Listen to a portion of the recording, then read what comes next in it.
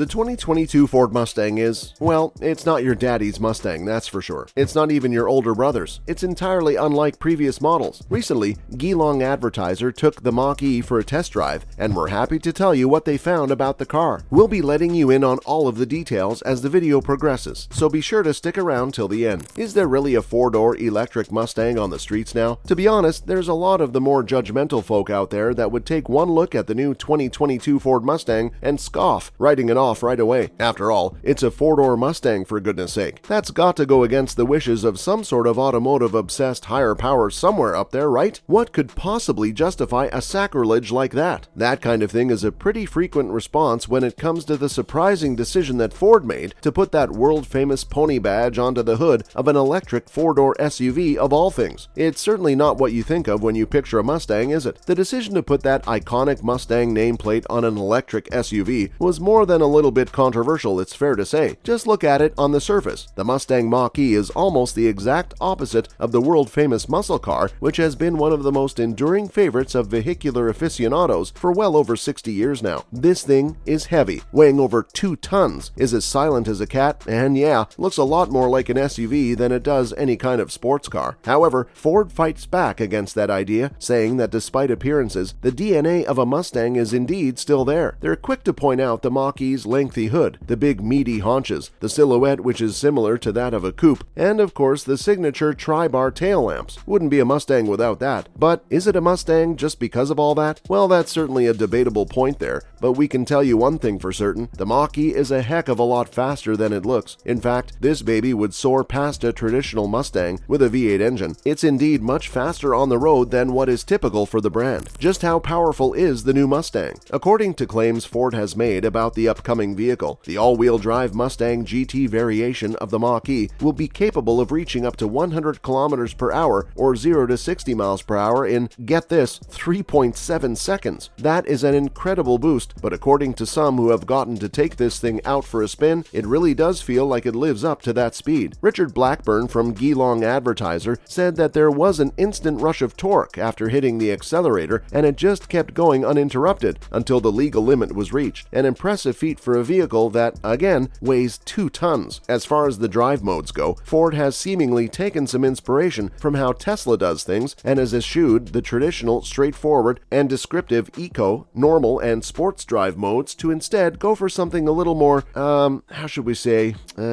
pretentious? I mean, yeah, a little, let's be honest, but I guess they're having fun with it. The drive mode equivalents here, respectively, are called Whisper, Engage, and Unbridled.